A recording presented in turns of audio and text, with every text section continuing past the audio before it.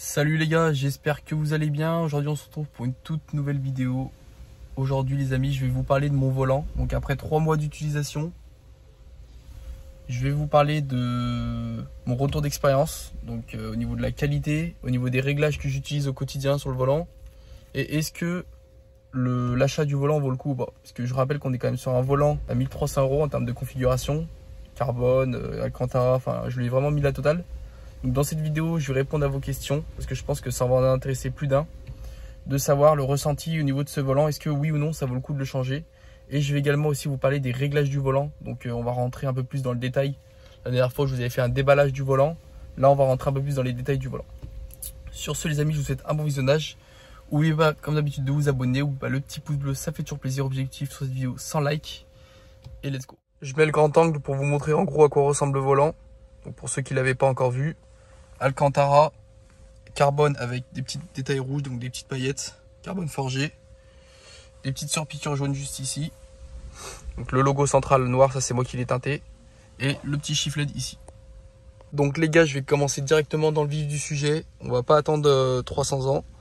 Au niveau de la résistance du volant, donc au niveau de la qualité, là on est au niveau du carbone, donc carbone forgé, donc dessus il y a une sorte de petite résine de façon, hop. Au niveau du carbone, il n'y a rien qu'à bouger. En 3 mois, c'est nickel. Franchement, il n'y a pas de rayures, il n'y a pas eu de défaut quoi que ce soit. Au niveau des jonctions ici, il y a juste un petit défaut de fabrication. Mais bon, ça reste vraiment super léger que j'ai pu m'apercevoir avec le temps. Au niveau d'ici, si vous voulez, en gros, c'est pas tout à fait droit. Mais c'est vraiment un petit détail microscopique. Sinon, au niveau du carbone, c'est nickel. Franchement, il n'y a rien à dire. Apparemment, de ce que j'ai entendu donc sur les réseaux sociaux, pour ma part, j'ai actuellement rien du tout sur le volant. Mais de ce que j'ai entendu dans le temps, certaines personnes se sont plaints qu'apparemment, donc les personnes qui ont le shift LED comme moi, de toute façon je vais vous l'allumer juste après, vous inquiétez pas. Au niveau d'ici, apparemment ça se fissure. Parce qu'apparemment le shift LED affaiblirait un peu le volant, je pense, vu que ça fait une ouverture. Et apparemment ici ça craquerait un petit peu le carbone. Je sais pas si ça fait ça sur carbone forgé, carbone tissé ou quoi que ce soit, mais en tout cas, il y a certains volants qui ont eu ce problème. De là où en tout cas je l'ai commandé.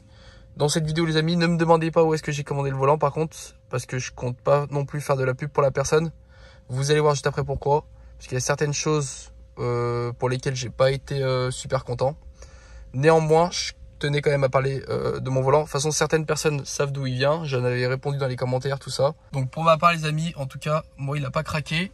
Apparemment, certains volants craqueraient soi-disant à cause de la chaleur. Je sais pas si c'est ça qui fait que ça craque, à mon avis je pense que ça peut être que ça. Je pense pas que le froid ça y fasse grand chose.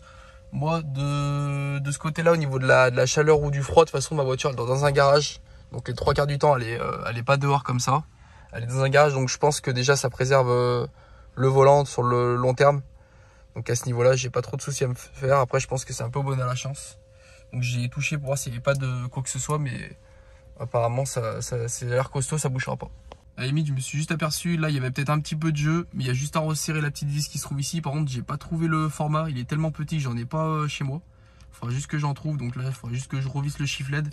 Mais ça, je m'étais aperçu dès que je l'avais reçu. Là, ça a l'air de tenir, donc il y a 4 vis qu'on peut constater. Mais celle-là, apparemment, elle a pas l'air de bien tenir. Enfin, ça tient, mais oui, il y a un petit peu de jeu. L'Alcantara. Au niveau de la qualité, pour le moment, de ce que je peux dire, après 3 mois d'utilisation, sachant que le véhicule, je m'en sers uniquement les week-ends, je m'en sers pas non plus toute la semaine. L'Alcantara, il n'a pas bougé. Franchement, il a l'air de bonne qualité, vu comme ça. Vous voyez, je vous montre de plus près. Au niveau des plis, tout ça, ça a l'air de pas bouger. Vous voyez, hop. Je vous montre vraiment de près pour que vous puissiez vraiment voir les détails, c'est important. Vous voyez vraiment un retour. Parce que sur YouTube, j'avais regardé des vidéos justement au moment où je souhaitais acheter le volant. Et malheureusement, je trouvais pas de vidéo comme ça où les gens donnaient leur ressenti plusieurs mois après. Tenez à le faire parce que je sais qu'il y a beaucoup de personnes que ça intéresse. Donc là, on a les surpiqûres. Les surpiqûres, c'est pareil. Les surpiqûres, elles n'ont pas bougé. J'avais peur que la couleur déteigne un petit peu. Vous voyez, sous salisse. Pour le moment, honnêtement, ça va. Ça n'a pas trop bougé. Juste là, au niveau des surpiqûres, si vraiment on regarde de près, alors je sais pas si c'est normal ou pas, mais les endroits, vous voyez, ça fait pas super net. Au niveau ça fait pas régulier, je veux dire la forme, je sais pas si vous voyez ce que je veux dire. Après voilà, c'est vraiment des petits détails. Vous voyez là, c'est pareil. Au niveau d'ici, c'est vraiment des petits détails, mais moi je vous dis, après vous faites plus trop attention quand vous conduisez. C'est vraiment pour chipoter un petit peu, on va dire. Et sinon, le volant, il y a vraiment rien à dire en termes de qualité. Je suis vraiment content. Moi, ce qu'il faut savoir, c'est que quand je l'utilise, je fais en sorte d'avoir toujours les mains propres. Donc pour l'Alcantara, parce que l'Alcantara je pense que c'est assez capricieux, donc faut éviter d'avoir les mains grasses. Par exemple quand je vais à la station essence, je fais attention à pas mettre d'essence sur les mains, à bien me laver les mains avant de reprendre le volant. Et si jamais j'ai les mains sales et que j'ai vraiment pas le choix, j'attrape la partie carbone et j'évite de mettre mes mains sur la partie Alcantara. Après je sais qu'il existe des traitements pour l'Alcantara, je sais pas encore ce que ça donne, je pense que j'en ferai un chaque année quand même pour préserver au maximum le volant. Mais sinon au niveau du reste, non, ça n'a pas bougé, il n'y a aucun problème là-dessus. Pour le coup je suis vraiment assez content. Maintenant les amis, je vais vous dire pourquoi est-ce que je ne souhaite pas faire de la pub pour la personne qui crée ses volants. Tout simplement parce que la personne, je trouve, n'a pas été super sérieuse au niveau relationnel, au niveau des SMS, tout ça que je lui ai laissé. Donc ce qu'il faut savoir, donc c'est un volant quand même, je le répète, qui vaut plus de 1300 €, donc on est quand même sur un gros montant pour un volant. J'avais pris la totale au niveau option. La personne m'avait envoyé, donc j'avais pris payé avec les petites touches comme ça que vous pouvez voir ici. Et en fait, il se trouve que malheureusement, au moment où j'ai reçu mon volant, il y avait une patte derrière de fixation qui était cassée.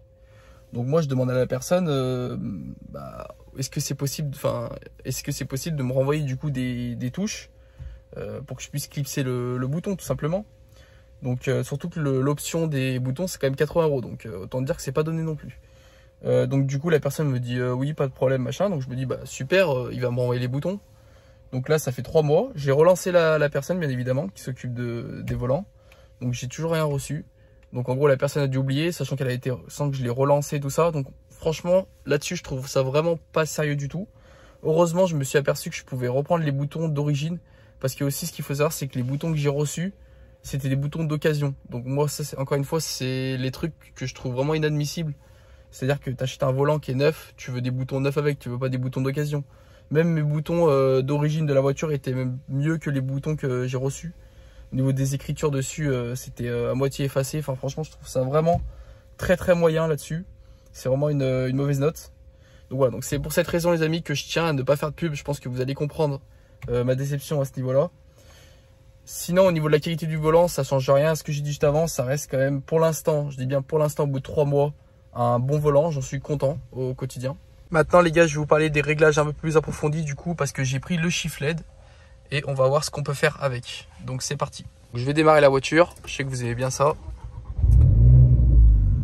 Alors là les gars, ne m'insultez pas, c'est marqué RS comme ça, c'est normal. C'est parce qu'en fait si vous voulez, dans les réglages vous pouvez choisir votre logo à ce niveau là. Donc vous avez plein de marques, mais comme par hasard la seule marque que vous n'avez pas, c'est Renault, enfin du moins Renault Sport.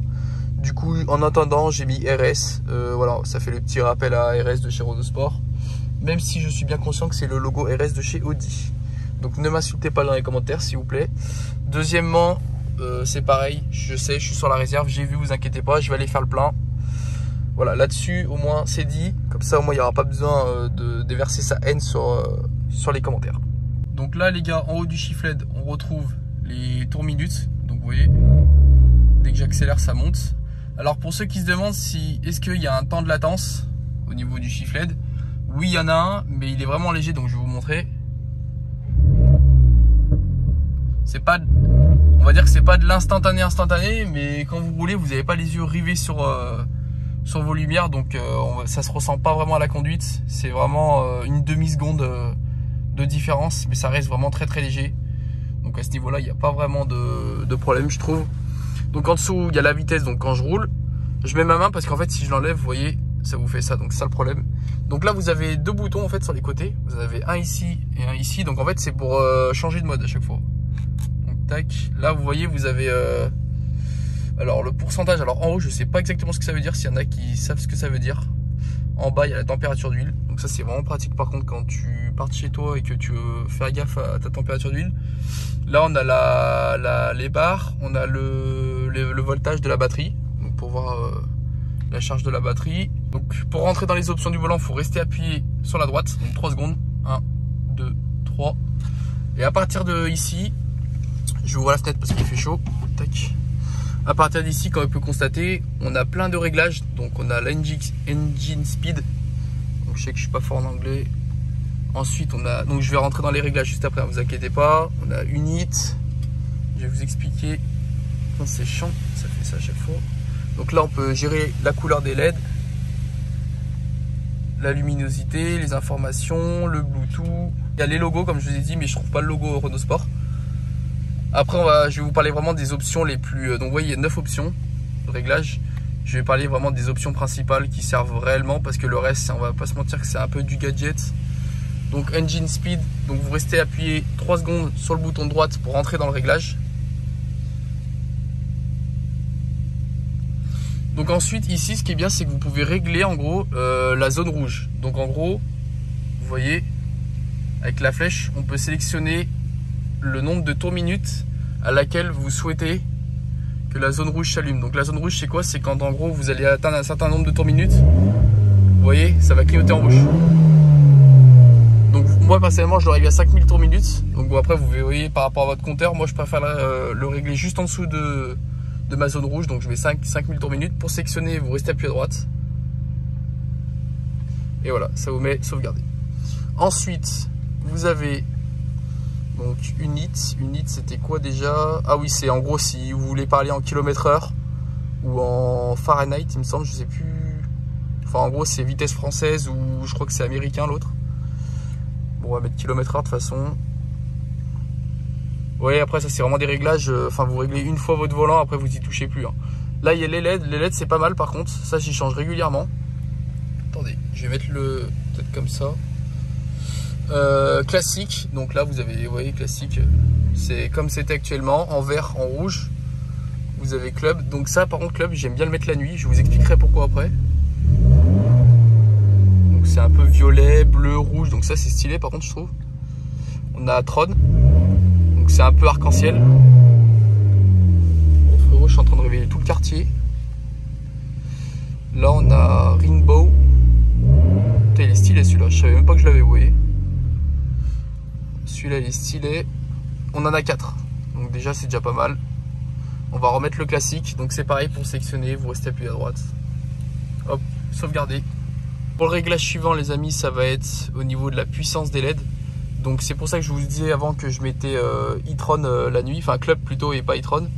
Parce qu'en gros j'ai remarqué, vous voyez, en gros vous pouvez régler la luminosité. Mais de nuit ça aveugle quand même, même en low. Low c'est le minimum en gros de ce que vous pouvez mettre. Et vous voyez en gros dès que là je change, donc là je peux mettre en max. Donc je vous dis, là en gros là c'est max. Là ça descend un peu. Et là c'est le minimum. Sauf qu'en vrai de vrai je trouve qu'il n'y a quasiment aucune différence entre la luminosité maximale et la luminosité minimale. Donc moi je mets toujours la minimale. Parce qu'en gros ça évite qu'à chaque fois la nuit je suis obligé de la rebaisser. Parce que à la limite le petit défaut du shift LED, c'est que si vous roulez beaucoup de nuit, c'est pas le top. Parce que en gros c'est vrai que c'est un petit peu désagréable, surtout quand vous avez un peu les yeux fatigués. Ça vient un peu vous mettre un flash un peu dans la gueule, donc c'est pas cool non plus. Après il y a la possibilité dans les réglages, c'est pareil, de l'enlever si vous voulez. Il restera plus que ce petit écran au centre. Donc ça par contre c'est cool d'y avoir pensé. Après tu vois, tu as information, je savais même pas, je suis jamais allé dessus, mais enfin il n'y a que des données qui servent pas à grand chose. Honnêtement je vois pas trop l'intérêt d'en parler.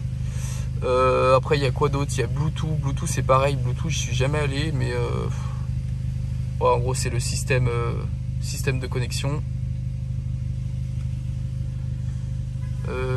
Tac, là c'est pareil, il y a quoi? Ouais, bon après les règles de réglage, honnêtement c'est pas les réglages vraiment que vous allez vous servir. Ouais, c'est pareil ça, hop. Et à la fin, comme j'ai dit, il y a les logos, donc on va aller faire un petit tour pour vous montrer les logos. Donc vous voyez, il y a vous avez AMG, vous avez R8, vous avez même R8, vous avez RS, Subaru, Toyota, Volkswagen, R de Volkswagen, Mustang. Vous les avez vraiment tous, comme je vous dis. Vous avez même Lamborghini, vous voyez, Camaro, mais vous n'avez pas Renault Sport, malheureusement. Mais à la limite, j'hésite même à ne rien mettre.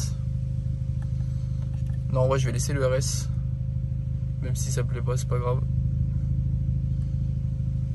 Ça serait marrant de mettre le logo Volkswagen en vrai. Mais je peux pas, le volant, la voiture prendrait des boutons. Subaru, RS. On va rester comme ça les amis. Ne m'insultez pas s'il vous plaît. Comprenez-moi. Donc voilà, au niveau de ce qui est des réglages, en gros, il n'y a rien de plus. Donc vous voyez, c'est assez simple quand même au niveau tableau de bord. Et donc ici on retourne aux 3 minutes du début. Donc voilà, comme je l'ai dit. Les gars, si jamais vous avez des questions supplémentaires, n'hésitez pas à m'envoyer un petit message dans les commentaires de la vidéo. J'y répondrai avec grand plaisir, parce que j'ai peut-être pas parlé de tout. Je pense avoir fait le tour, mais je pense qu'il y aura toujours des questions à poser. Donc voilà, au niveau des réglages, c'est quand même assez simple. Après, comme je dis, une fois que vous avez vos propres réglages, en général, vous y retouchez pas. Moi, à la limite, le seul truc que je change de temps en temps, c'est la couleur. Mais sinon, tout le reste, j'y touche jamais. C'est un bon volant quand même, j'en suis quand même assez content de mon achat. Pour vous donner ma réponse du coup, est-ce que ça vaut le coup, oui ou non? Tout dépend après de ce que représente vraiment pour vous 1300 €.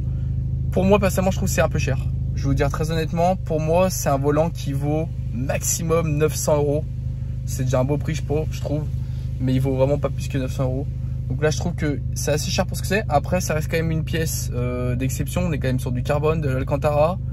Ça rajoute quand même un gros truc à l'intérieur de la voiture, surtout que les intérieurs Renault, on va pas se mentir que c'est pas les meilleurs intérieurs. Donc là, ça vient vraiment modifier vraiment l'intérieur de la voiture. Au niveau des sensations de conduite, très honnêtement, ça change un truc quand même. Oui, au niveau quand même de la prise en main. Au niveau d'ici, tout ça, vous avez les formes sportives quand même que vous n'avez pas sur un volant d'origine. Et tout ça, mine de rien, même le toucher de l'Alcantara. Bon, après, vous pouvez choisir un Alcantara, cuir ou ce que vous voulez. Ça modifie quand même un truc, ça rajoute un délire à la voiture. Donc après voilà, faut être prêt à mettre autant pour un volant, mais ce que je me dis aussi c'est que le volant un jour ou l'autre tu le revends pas forcément avec la voiture, donc tu récupères aussi des billes. Pour ma part, oui je suis content du volant, après honnêtement je trouve qu'il est cher payé pour dire honnêtement ce qu'il en est, mais ça reste quand même un très bon volant. Donc voilà les gars, j'espère que la vidéo vous aura plu. Juste avant que la vidéo se termine, n'hésitez pas, pour les personnes qui sont intéressées par des customisations de chaussures, je fais des customs. Donc n'hésitez pas, de toute façon je vous laisse aller checker ça. Le lien se trouve dans la description de la vidéo. J'ai ma boutique Vinted, donc tout se passe là-bas si jamais vous avez des questions. Sur ce les gars, je vous souhaite à la prochaine. Salut tout le monde.